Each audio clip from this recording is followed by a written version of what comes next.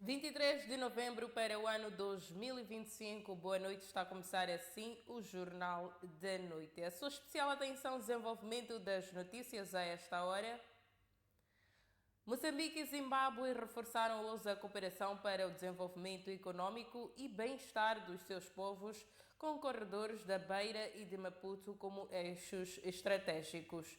Na primeira sessão da Comissão Binacional realizada hoje, o presidente zimbabuiano, Emmerson Mnangagwa, destacou a força dos acordos existentes, enquanto Daniel Chapo afirmou que o encontro introduz uma nova dinâmica de cooperação entre as áreas estruturantes.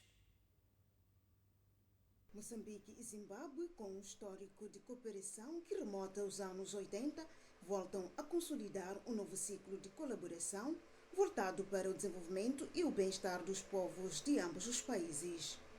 De visita de Estado a Moçambique, iniciada na sexta-feira, o presidente do Zimbábue, Emmerson Mnangagwa, co-presidiu com o homólogo moçambicano Daniel Chapo a primeira sessão da Comissão Binacional. É a nova comissão que substitui o anterior mecanismo das comissões mistas, com o qual pretende-se reforçar a coordenação política e econômica entre os dois países. This reflects our shared commitment to further deepen our partnership, which was forged in the trenches during our armed liberation struggle. In Zimbabwe, my dear brother, we hold in high esteem the excellent relations between our two countries. In addition to the historical ties, we are linked by a broad convergence of interests, values, and close cultural affinities, fostered by the existence of a large community of nationals in both of our countries, on either side of the border. Daniel Chapo afirmou que a sessão marca o início de uma nova dinâmica de cooperação em áreas estruturantes, reforçando parcerias políticas e econômicas. Com a realização da primeira sessão da Comissão Binacional, o que vai dar uma nova dinâmica de cooperação bilateral em áreas alencadas pelos dois países, com destaque para as áreas de defesa e segurança, transporte e logística, energia, turismo, agricultura, recursos minerais e também recursos hídricos. E, sobretudo, quando falamos de logística e transporte, estamos a nos referir dos nossos corredores de desenvolvimento da Beira e Maputo. Queremos reiterar a nossa disponibilidade como governo em continuar a cooperar com a República do Zimbábue em prol do desenvolvimento econômico dos nossos dois países e do bem-estar social dos dois povos. Na sexta-feira, horas depois de desembarcar em Maputo, o líder zimbabuano participou de um banquete de Estado na Ponta Vermelha oferecido pelo presidente da República, Daniel Chapo. Margarida Talapa agradeceu ontem ao presidente do Zimbábue, Emmerson Mnangagwa, pelo apoio alimentar e pelos insumos agrícolas disponibilizados às famílias afetadas pelos ciclones no centro e norte do país. Após ser recebido pelo presidente da República, Daniel Chapo, o chefe de Estado zimbabuiano, Emmerson Mnangagwa, visitou este sábado a Assembleia da República, onde foi acolhido com honras militares que evidenciam o nível das relações diplomáticas entre os dois países. Margarida Talapa afirmou que a presença de Mnangagwa constitui uma demonstração das sólidas e históricas relações entre Moçambique e Zimbábue. A presença de Sua Excelência, o Sr. Presidente Mnangagwa, nesta Casa do Povo, é prova viva das excelentes relações existentes entre os dois países e povos. A proximidade geográfica de Moçambique e Zimbábue não é o único fator que nos une. Partilhamos um passado comum, Temos, em alguns casos, laços de parentesco e, por que não, a mesma cultura e tradição entre os dois povos. Na qualidade de representante do povo, Margarida Talapa aproveitou a ocasião para agradecer o apoio alimentar e os insumos agrícolas fornecidos pelo governo do Zimbábue, sob liderança de Emmerson Mnangagwa, bem como pela confiança depositada nas instituições moçambicanas. Como representantes do povo, transmitimos a Sua Excelência o Presidente da República do Zimbábue a gratidão do povo moçambicano pelo povo alimentar e insumos agrícolas disponibilizados pelo governo do Zimbábue às famílias afetadas pelos ciclones no centro e norte de Moçambique, mas também na luta contra o terrorismo. Este gesto de solidariedade é a expressão maior de amor, amizade e fraternidade entre os dois povos irmãos. Por seu turno, Emmerson Mnangagwa disse sentir-se honrado por visitar Moçambique a convite do seu homólogo Daniel Chapo, sublinhando que considera Moçambique como a sua segunda pátria, razão pela qual não vê diferenças entre os dois povos. According to our Shona wisdom, if two people have beard like this one and this one,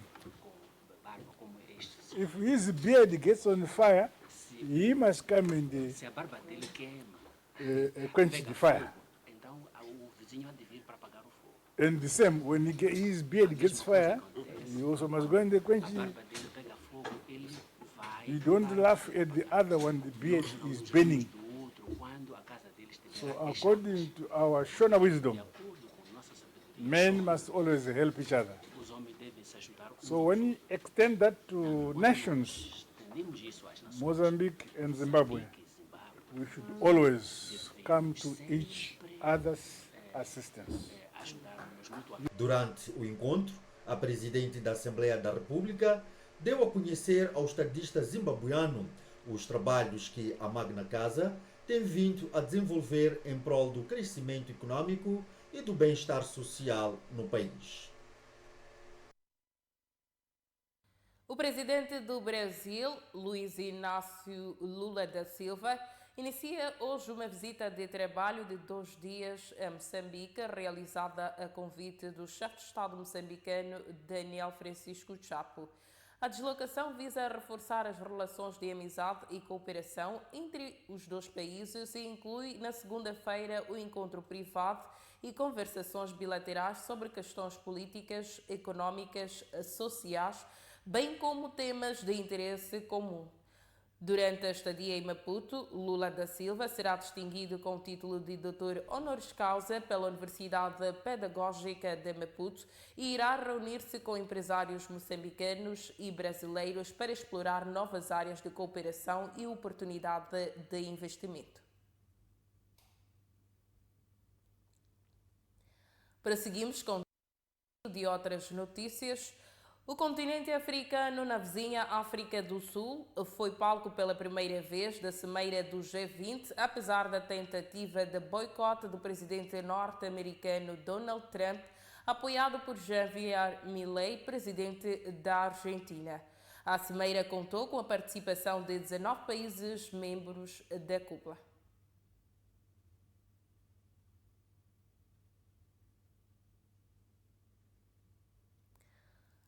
O continente africano, na vizinha África do Sul, foi palco pela primeira vez da Cimeira do G20, apesar da tentativa de boicote do presidente norte-americano Donald Trump, apoiado por Javier Milei, presidente da Argentina. A Cimeira contou com a participação de 19 países membros da cúpula.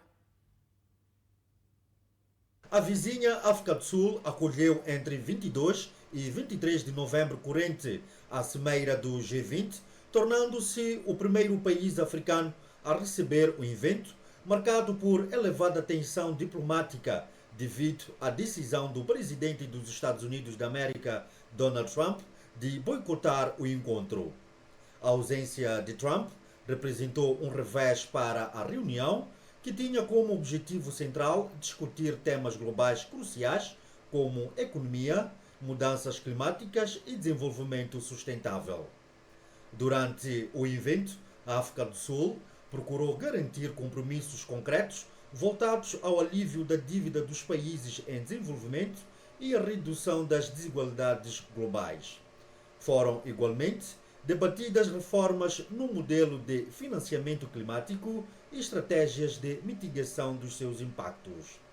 A decisão de Donald Trump de não participar da cúpula gerou reações negativas por parte de vários líderes mundiais e organizações internacionais. Após o anúncio do boicote, o presidente da Argentina, Jair Milei, também se retirou, declarando apoio à posição do líder norte-americano. Apesar das ausências, a cimeira decorreu com a participação de 19 países, reforçando a importância da cooperação multilateral para enfrentar desafios globais cada vez mais complexos. O presidente da Associação Geológica de Moçambique, José Mendes, considera a possível extinção da Alta Autoridade da Indústria Extrativa, entidade do Estado criada para regular a atividade mineira no país, mas que até hoje não entrou em funcionamento. A posição foi manifestada durante a sua participação no programa Comissão Política da MBC-TV na última quinta-feira. O consultor mostrou-se preocupado com a intenção de eliminar o organismo, defendendo que a solução adequada é a sua operacionalização e não a sua extinção. A possível revisão da lei que prevê a extinção de Alta Autoridade da Indústria Extrativa continua a gerar debate entre diversos intervenientes do setor. José Mendes, convidado do programa Comissão Política, edição de quinta-feira, defendeu que existe consenso sobre a necessidade de fortalecer a regulação da atividade mineira no país. Para o geólogo, não faz sentido extinguir o organismo criado para esse fim. Pelo contrário, sublinhou a urgência de estruturar e torná-lo plenamente funcional. Infelizmente, nesta revisão legislativa, pelo que se diz, há um comando para eliminar este organismo. Numa altura em que todos nós percebemos que uma das coisas que mais nós precisamos é o enforcement, né? Daquilo que está legislado, portanto, quer a nível de lei, quer a nível de regulamentos. Né? Manica... precisamos robustecer capacidades. Exatamente. Então, nós precisamos de robustecer capacidades e estamos a eliminar um órgão que é suposto... Nunca existiu. Existiu na lei, mas nunca foi personalizado. Exatamente. Então, o que se devia fazer era personalizá-lo. Mas a ideia e o conceito está lá. Todos concordamos que aquilo é necessário.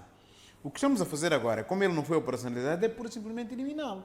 Ou seja, deixarmos, né, este desmando.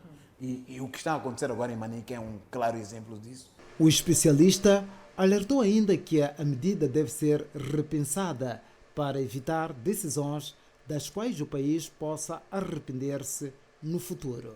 Um crime até contra a humanidade, quer dizer, se contribuir para o extermínio até da vida. Então, a Alta Autoridade da Indústria Extrativa, tanto aproveito este momento aqui, é algo que deve ser repensado, né? Se o governo realmente deve eliminar aquele instrumento. Acho que quando ele foi pensado, quando foi colocado, foi com um propósito determinado. Se calhar não entrou em função exatamente por causa da autoridade que ela teria, né? E houve, digamos, alguma resistência em aceitar essa autoridade. Creio que com a nova perspectiva, com o novo discurso do Presidente Jacob, fazia todo o sentido uma entidade desta natureza, portanto, entrar em ação neste momento. Em vez de estarmos a fazer, portanto, essas diversas frentes para resolver os múltiplos problemas que a gente tem. Noutro desenvolvimento, Fátima Mimbeira, do Fórum de Monitoria do Orçamento, também convidada do programa, criticou a existência de um gabinete na Presidência da República responsável pela concepção e implementação de projetos. Moçambique não precisa de um gabinete sediado na Presidência da República do ponto de vista, digamos, executivo como tal. Nós precisamos de uma espécie de uma comissão nacional que vá pensar o desenvolvimento. E eu me explico, pensar o desenvolvimento significa, você quer, por exemplo, o setor do gás, temos aquela cota dos 10%, não é? Que vão ser alocados, ou deverão ser alocados para o mercado doméstico. Nós precisamos de quem vai pensar estrategicamente como é que a gente vai usar aqueles 10% de forma que sejam sustentáveis para a nossa economia. O programa Comissão Política está disponível nas plataformas digitais da MBC-TV. Em declarações no seu programa A Semana com Salomão Moiana, que será exibido dentro de instantes, o jornalista apela à Comissão Interministerial liderada por Cristóvão Chume para que seja pragmática na fiscalização do cumprimento do decreto do Conselho de Ministros que suspende a atividade mineira na província de Manica. Moiana sublinha que nenhum filho de governante tem legitimidade para desobedecer às leis do Estado, criticando a alegada impunidade que envolve familiares de titulares de cargos políticos. Qual é o poder que essas pessoas têm para se erguer contra o poder? Ok, suponhamos que é a própria governadora que está a explorar. Qual é o poder que uma governadora tem de se erguer contra uma ordem do Conselho de Ministros? Não tem nenhum poder. Portanto, eu penso que nós não podemos nos esconder atrás de alguns nomes e deixar de aplicar a lei. A lei do Estado está em vigor, a decisão foi tomada pelo Conselho de Ministros de suspender a mineração e que seja suspensa, efetivamente. E ainda por cima, o Conselho de Ministros, quando suspendeu, criou uma grande comissão, uma comissão interministerial, liderada pelo Ministro da Defesa. Eu, quando vi o Ministro da Defesa, pensava que era para impor a lei na íntegra. Agora vai ser assustado porque há uma pessoa, há uma cooperativa que desobedece. Desobedece por quê? Porque não mandaram parar. Então, se mandarem parar aquela cooperativa, eu acho que não vai desobedecer. Não é possível uma cooperativazinha em Manica desobedecer o Estado. Não existe isso. Portanto, na sua opinião, Salomão, pensa que isto aqui decorre, eventualmente, de uma tentativa, de uma luta, se calhar, um pouco mais ampla, de tentar, digamos assim, denigrir a pessoa da governadora? Não só. O problema é que nós aqui em Moçambique temos um problema grave de as entidades que têm a autoridade para impor a sua própria autoridade não fazem. E depois, essas mesmas entidades que permitem fuga de informação para vir dizer que é porque são filhos de alguém. Filhos de quê? Não existe isso de filhos de alguém contra uma lei ou contra uma ordem do Estado. Não há isso. Senão, alguns filhos de presidentes não entravam na cadeia. Como é que podemos ter filhos de presidente que ora são detidos, ora são acusados de muitas coisas, e depois filhos de uma simples governadora? De recordar que o programa A Semana com Salomão Moiana será transmitido logo a seguir ao Jornal da Noite e será conduzido pelo jornalista José Belmiro. É a altura de nós observarmos os compromissos comerciais. Voltamos dentro de instantes. Continue desse lado. Até já.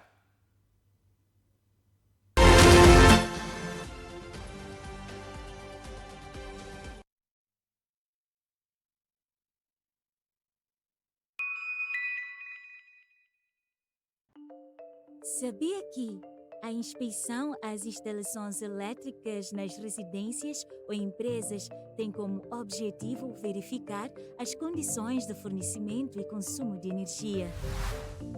Com as inspeções às instalações elétricas, a EDM ajuda o cliente a evitar acidentes, dando dicas de poupança de energia.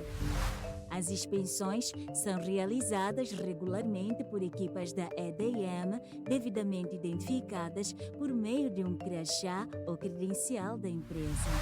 Colabore com as equipas de inspeção e ajude-nos a melhorar os nossos serviços. EDM, iluminando a transformação de Moçambique.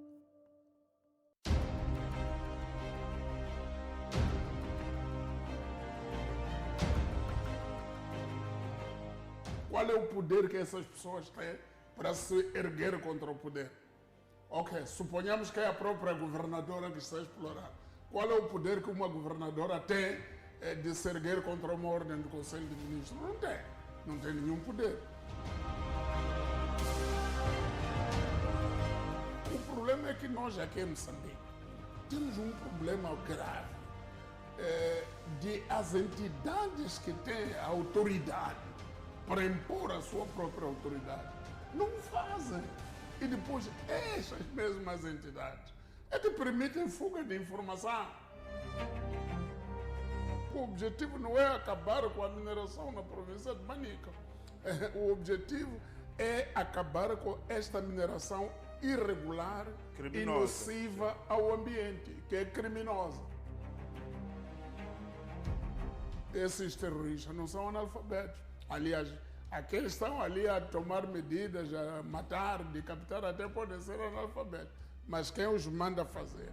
Quem lhes dá logística, quem dá isso, quem dá munições, quem entrega aquelas armas sofisticadas, a KM moderna, não é um analfabeto.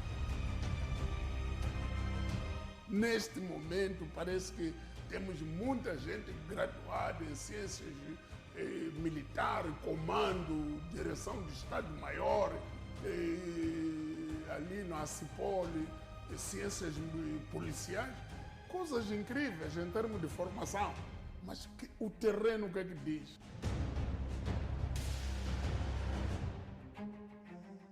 O futuro está mais próximo do seu negócio e cada segundo conta. Com a internet dedicada de alta velocidade, as suas operações são contínuas, ágeis e eficientes. Com soluções de segurança e cloud confiáveis, toda a sua informação está protegida. Na TV Cabo Negócios, monitorizamos em tempo real o desempenho da sua rede e garantimos suporte técnico 24 horas por dia. É mais que tecnologia, é o futuro do seu negócio. TV Cabo Negócios, o futuro é agora. TV Cabo, sempre ligados. Adquira o seu kit TMT por apenas 1.500 meticais e ganhe um mês grátis de um pacote clássico com mais de 60 canais para toda a família. Desfruta de uma gama infinita de conteúdos como Moçambola, La Liga, Bundesliga, Liga Saudita, Taça de Portugal, Copa del Rei, novelas apaixonantes, filmes, notícias do mundo, desenhos animados e muito mais. Na TMT, a ação não para.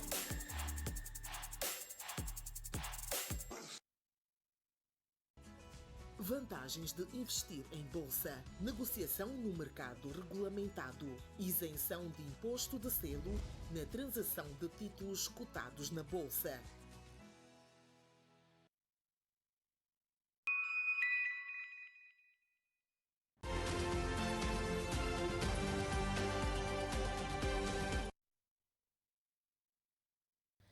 Estamos de volta e renovamos os votos de boa noite. Continuamos com o desenvolvimento das notícias.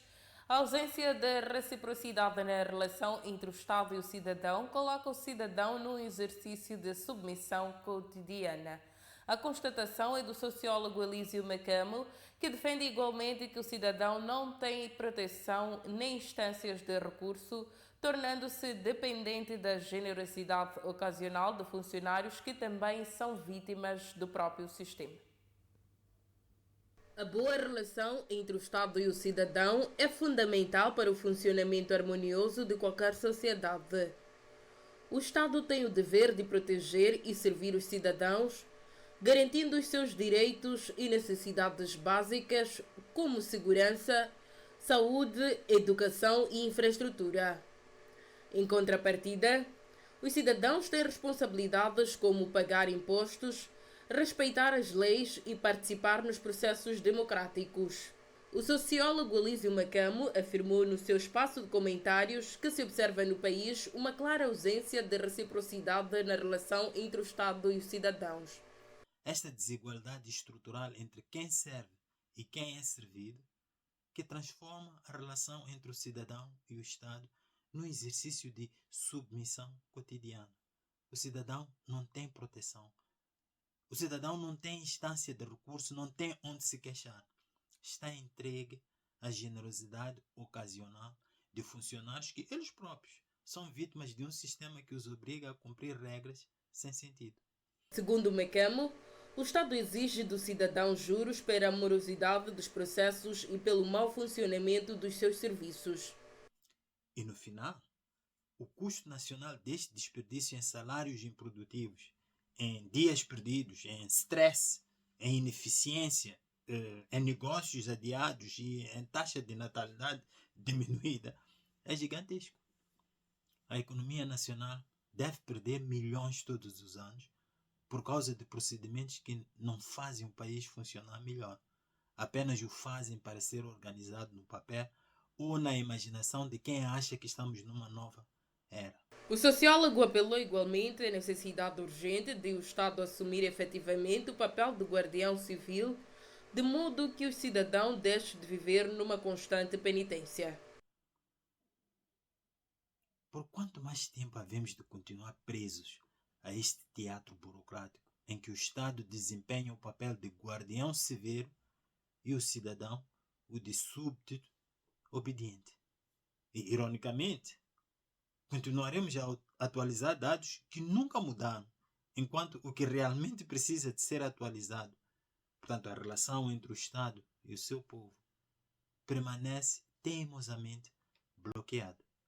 Elísio Mecamo defende que apenas uma mudança profunda na cultura institucional poderá restabelecer a confiança entre os governantes e os governados e garantir que o Estado cumpra o seu papel de servidor público. Ganha espaço na presente edição do Jornal da Noite a Página Cultural músicos e algumas personalidades que marcaram presença no lançamento da celebração dos 20 anos do álbum The Journey de Moreira Chonguissa fazem uma apreciação positiva do lançamento do vinil e consideram o saxofonista um exemplo de resiliência e consistência na elevação do jazz moçambicano. Então, nós aqui, ele está a comer. Está a comer? Não quer comer?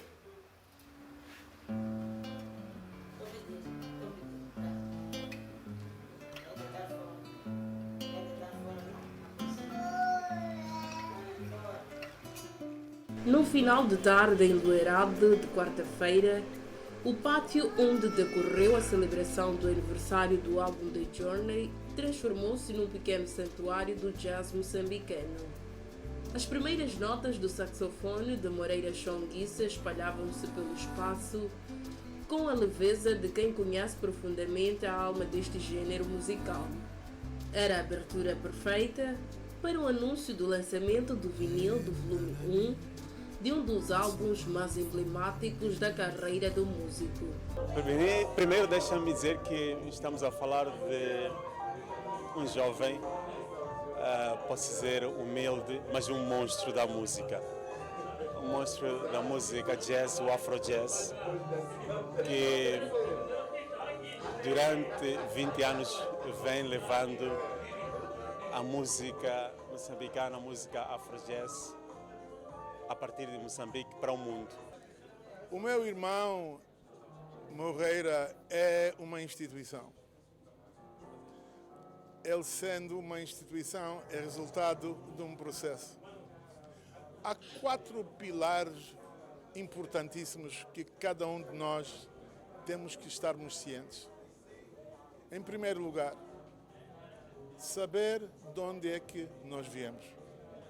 O Moreira sabe em grande detalhe de onde é que ele vem. Essa celebração só me lembra isso e, portanto, só podia desafiar que os outros artistas que existem no mercado protejam sua marca, mas, sobretudo, pensar que realmente a música é negócio. Entre o corte do bolo, os brindes e a habitual assinatura de autógrafos, instalou-se um ambiente de celebração que ia para além da música.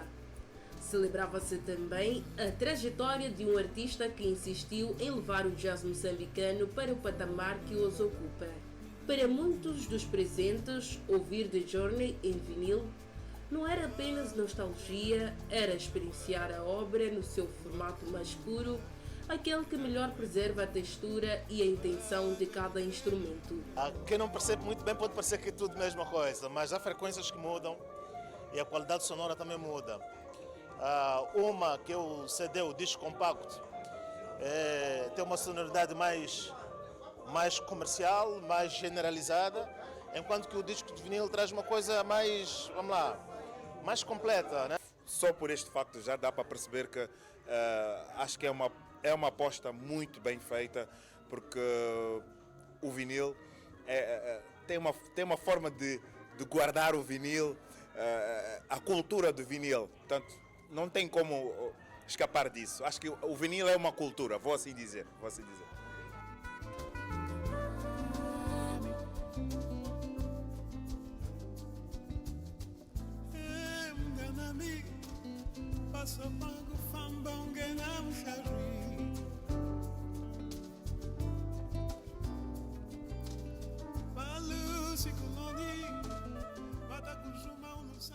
Assim se fez a celebração, com música, memórias, aplausos e certeza de que a jornada de Moreira Chonguissa continua.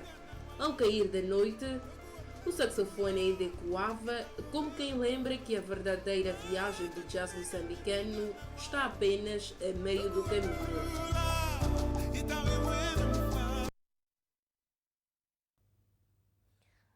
Está completa a informação para a presente edição do Jornal da Noite e somos gratos pela atenção dispensada. O próximo serviço de informação amanhã, quando forem pontualmente 9 horas. Não perca dentro de instantes a transmissão do programa A Semana com Salomão Moiana, conduzido pelo jornalista José Belmiro. Até amanhã.